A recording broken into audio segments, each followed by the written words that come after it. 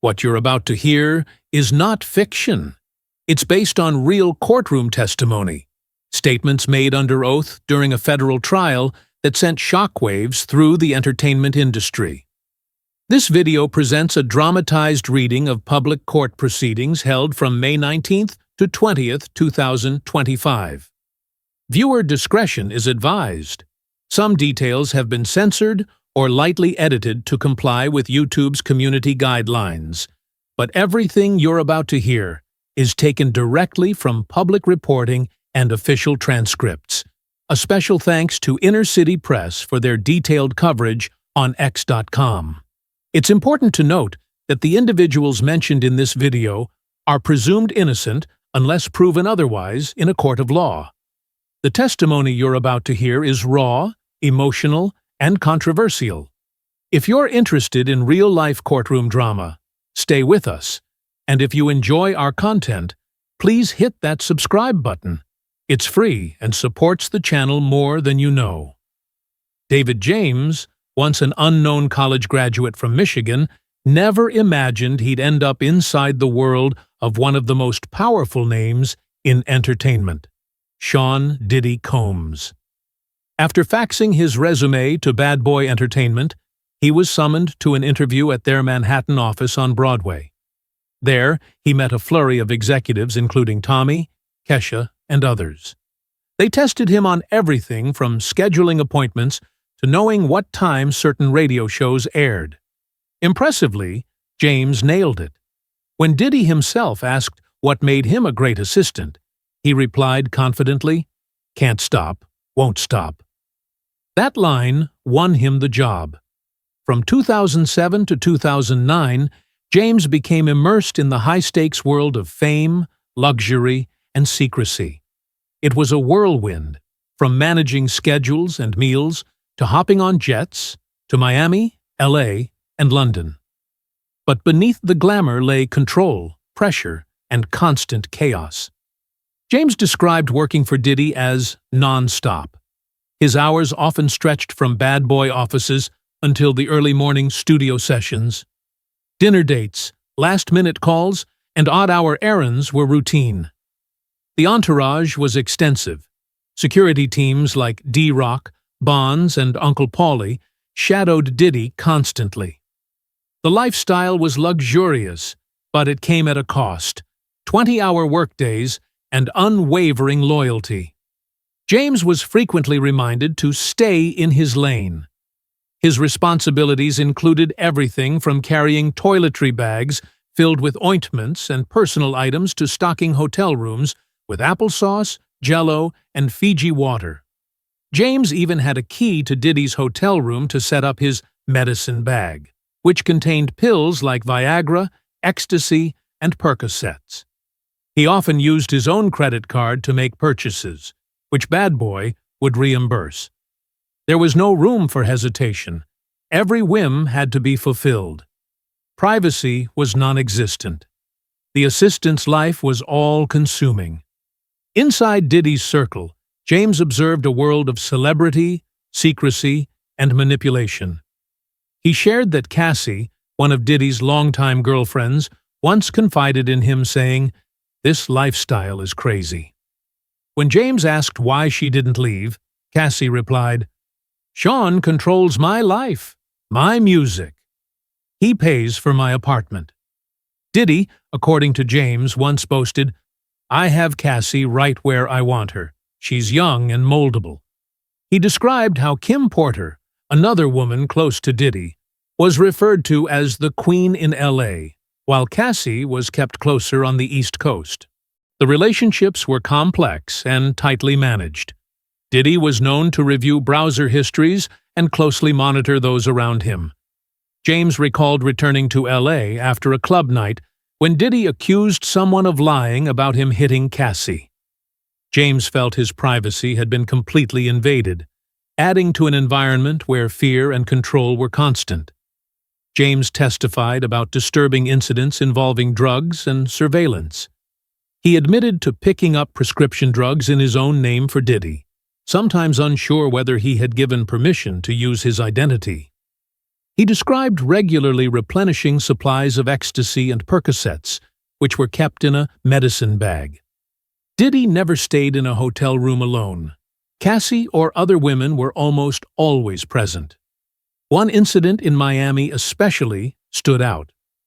James brought an iPod to Diddy's room, used his key to enter, and found Cassie asleep on the bed. Another man, described as about 5 feet 8 inches with long hair, quickly scurried away. The shower was running, and James initially thought Diddy was inside. The defense objected when James was asked about the identity of the second man. Diddy's parties were always recorded, and when James was seen dancing in one video, Diddy remarked, "I'm going to keep this footage in case I ever need it." Then came one of the most jaw-dropping revelations. James stated that Diddy had met with a lot of people, even former presidents. The prosecution asked, "Which one?" James replied, "Former President Obama." The courtroom fell silent before the defense immediately objected, and the judge sustained it, cutting off the line of questioning.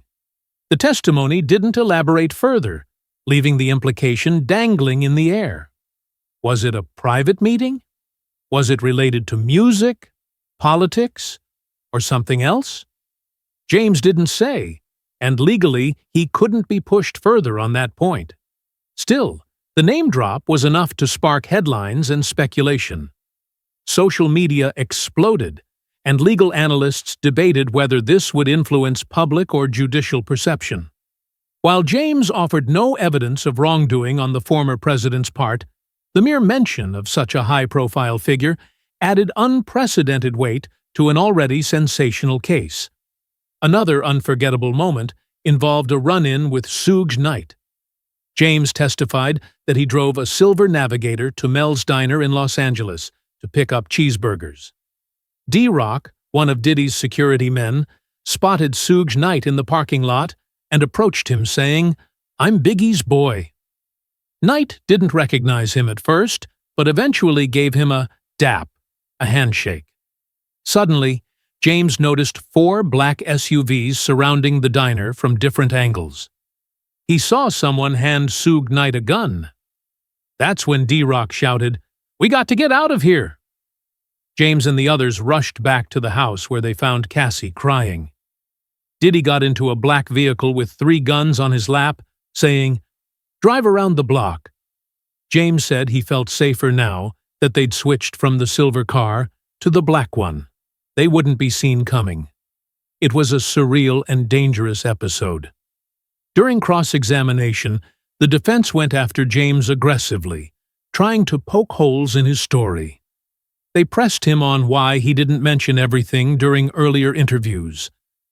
James admitted he was told to avoid self-incrimination. He was shown old interview notes and asked to read them silently. When asked if he had ever taken ecstasy, James said yes. He'd been drinking Ciroc and Diddy bopping at a party. Diddy later teased him about it after seeing footage, saying, "Hey, Playboy, was that you dancing at the party?" and warned he might use it to embarrass James. Questions about the lie detector tests followed. James said he was forced to take 2 polygraphs, one after a watch went missing, another regarding jewelry. He said refusing would have meant losing his job. "It was very intimidating," he recalled. "They put monitors on my head, chest, and hand." The final portion of James's testimony focused on escalating tension and control. He recalled an incident involving Chef Jordan, where he reportedly grabbed her wrists and told her to "stay in your lane." Diddy confronted him, saying he couldn't be putting his hands on women, and instructed him to give her a gift. James said he rolled her a blunt. Another time, Diddy caught James smoking weed. When confronted, James admitted it, and was warned not to do it again or risk being fired. James testified about purchasing cocaine in Saint-Tropez and hiding it from Diddy, who was asleep at the time.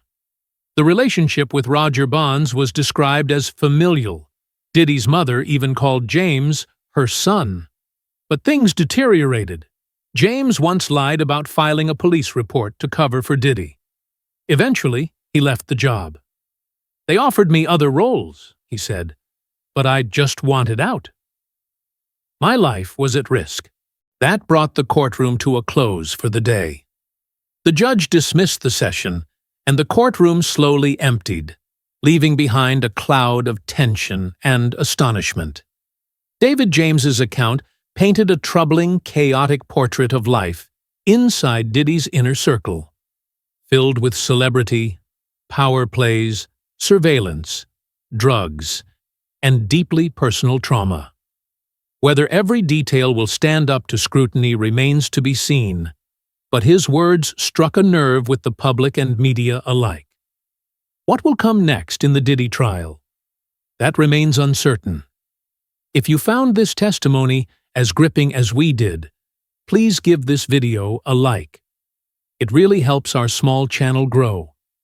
Got thoughts or questions about today's courtroom drama? Drop them in the comments. We'd love to hear your take. And if you enjoy dramatic, real-life testimony like this, don't forget to subscribe and turn on notifications. You won't want to miss what happens next.